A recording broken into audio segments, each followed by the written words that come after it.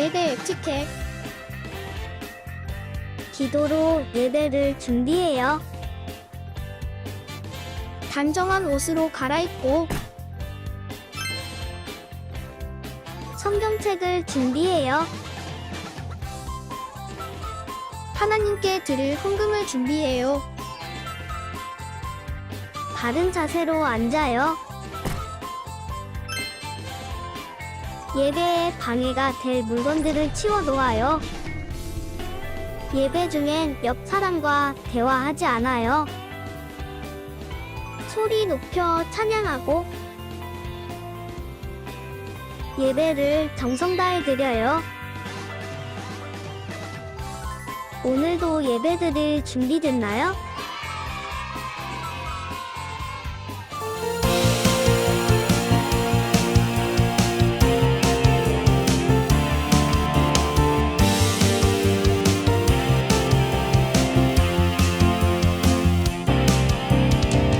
나는 야곱의로운 하나님 사람 세상에 살지만 하늘을 품네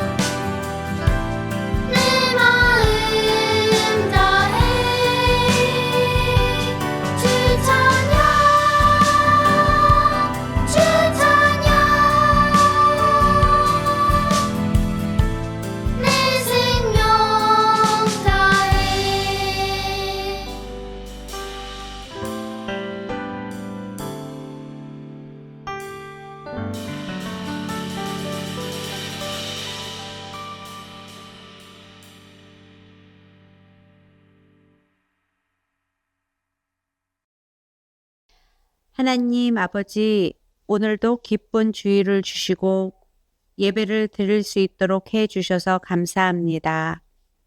우리를 하나님의 아들과 딸이라고 불러주시고 늘 저희와 함께 해 주셔서 감사합니다. 지난 한 주일을 돌아볼 때 잘못한 일들이 많습니다. 겉으로 드러난 잘못뿐 아니라 마음과 생각으로 잘못한 것까지도 예수님의 보혈로 깨끗이 씻어지기를 간절히 기도합니다.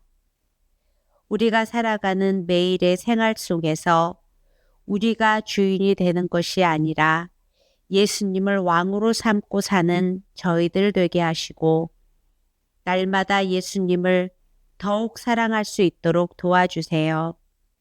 오늘 전도사님께서 들려주시는 하나님의 말씀을 잘 듣고 그대로 순종하게 하시어 세상의 빛과 소금이 되게 해주세요.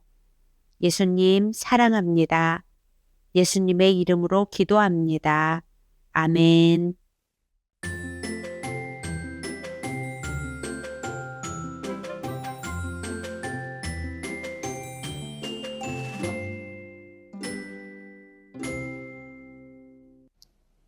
(2025년 4월 1일) 화요일. 오늘 학교를 마치고 필라테스 학원을 갔다.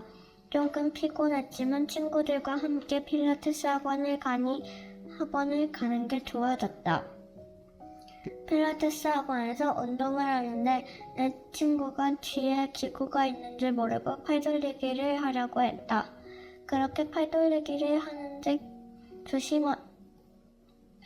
기구에 부딪힐 것 같았다. 그래서 나와 친구들은 그 친구한테 조심하라고 말해주었다. 근데 그 친구는 무슨 뜻인지 잘 모르는 것 같았다. 그런데 친구 팔이 부딪히기 직전 갑자기 기구가 뒤로 움직였다. 나는 갑자기 난 드르륵 소리에 무슨 소리인지 궁금했다. 무슨 소리인지 그쪽을 바라보니 선생님이 기구를 옮기고 계셨다. 그 친구는 그때 친구의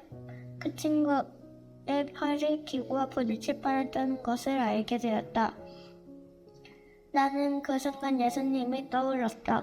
예수님이 내 친구의 팔이 다치지 않게 해주셔서 감사했다. 또 그런 감사한 상황에 예수님이 떠올라 그 순간에도 동행하게 해주셔서 감사했다. 예수님이 그 순간 떠오른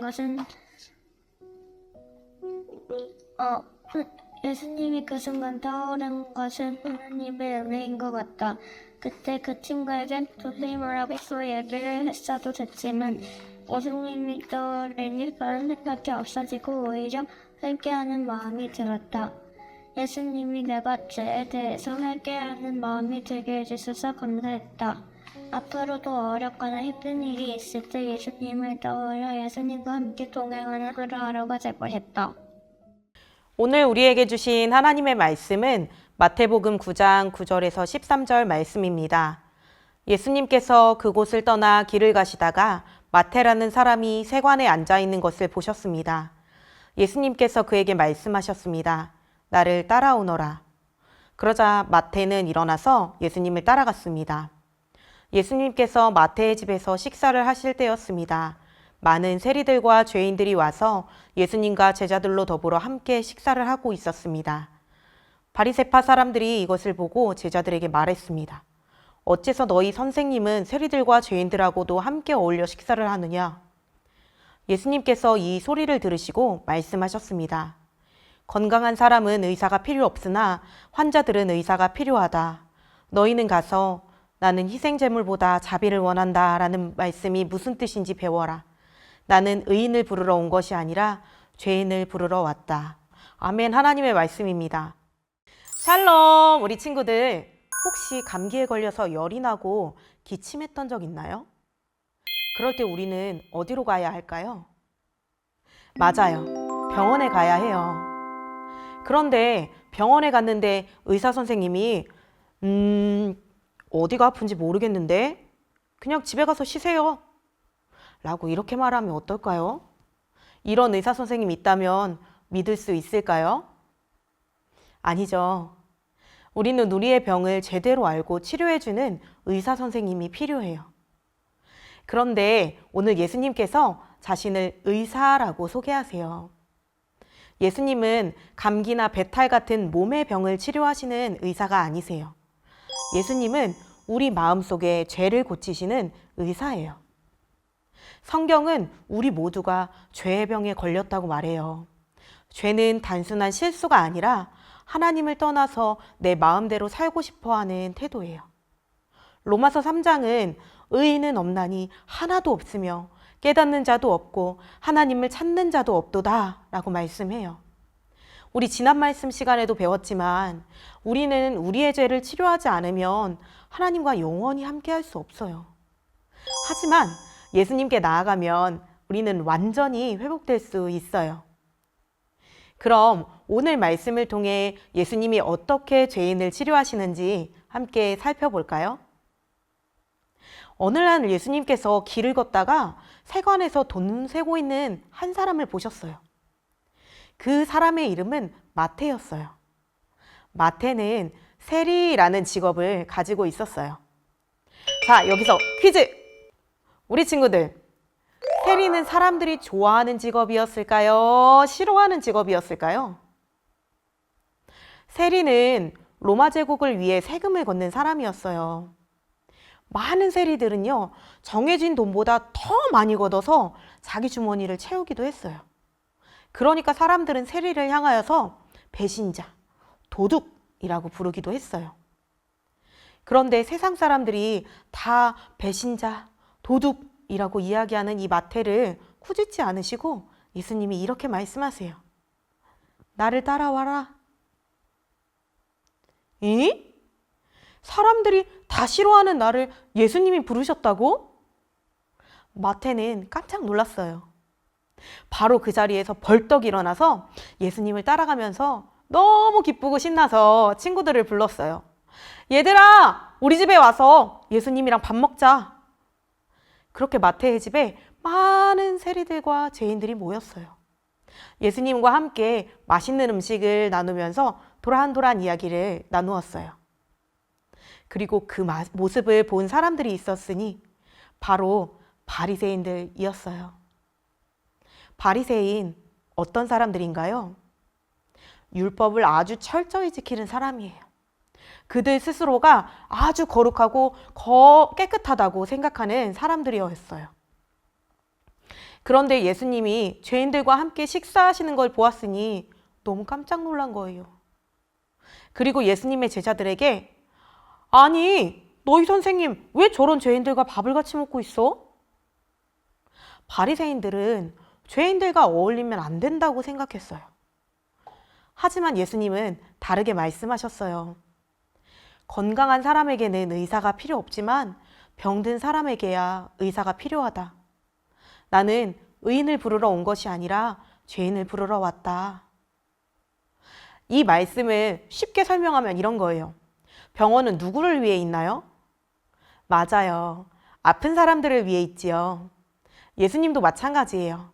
예수님께서는 나는 죄인이 아니야 라고 말하는 사람들을 위해 오신 게 아니에요. 자신이 죄인임을 인정하는 사람들을 위해 오셨어요. 마태는 자기의 죄를 인정하고 예수님을 따라갔어요. 하지만 바리새인들은 자신이 죄인이라는 것을 인정하지 않았어요. 그래서 예수님이 필요 없다고 생각했어요. 이제 우리도 생각해 볼까요? 우리 친구들은 예수님이 필요한가요? 지난 한 주를 보내면서 거짓말한 적 있나요? 친구랑 싸운 적은요? 혹시 부모님 말씀에 순종하지 않은 적은 없나요? 하나님 말씀보다 게임이 더 좋아서 게임만 신나게 막 한 적은요?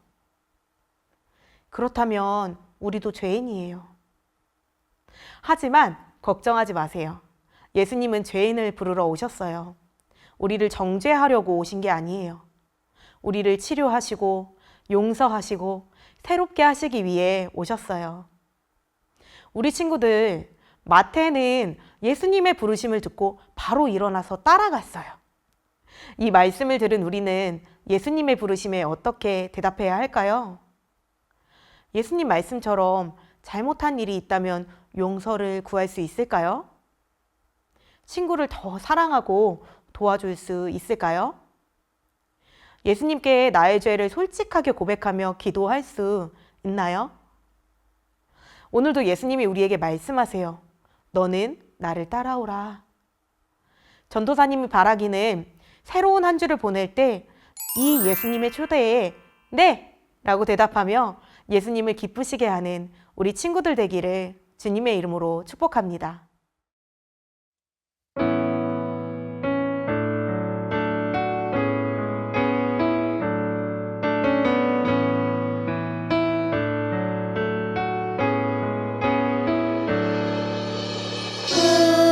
우리를 구원하신 예수님 그 사랑 감사해요. 나의 모든 죄 위하여 십자가 달리셨네. 죽어 있던 날 새롭게 살게 하시고 날 자유케 해주신 예수님, 온 맘 다해 사랑해요. 이제 나는 주님의 것 찬양 받으소서. 주님 사랑해요. 함께 기도하시겠습니다. 우리 첫 번째 기도 제목입니다. 예수님, 저는 죄인임을 고백합니다. 마태처럼 제 죄를 인정하고 예수님의 부르심에 순종하는 어린이가 되게 해주세요. 제 죄의 병을 고치시는 예수님을 믿고 따르게 해주세요. 다시는 죄 가운데 머물지 않고 예수님을 바라보며 살게 해주세요. 함께 기도하시겠습니다.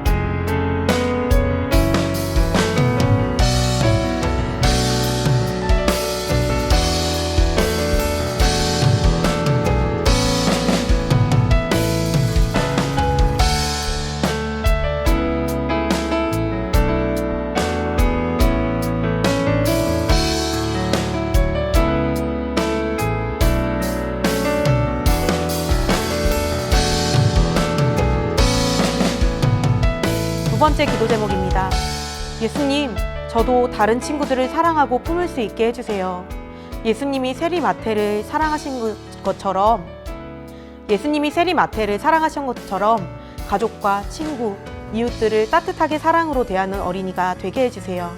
오늘도 예수님의 사랑을 전하며 살아가도록 성령님 도와주세요. 함께 기도하시겠습니다.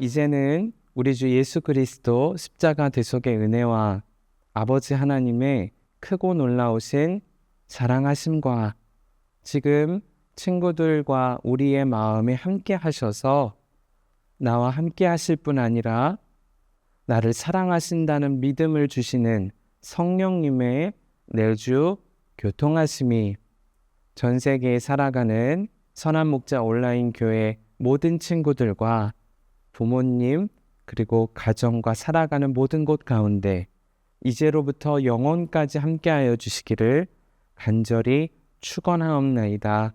아멘.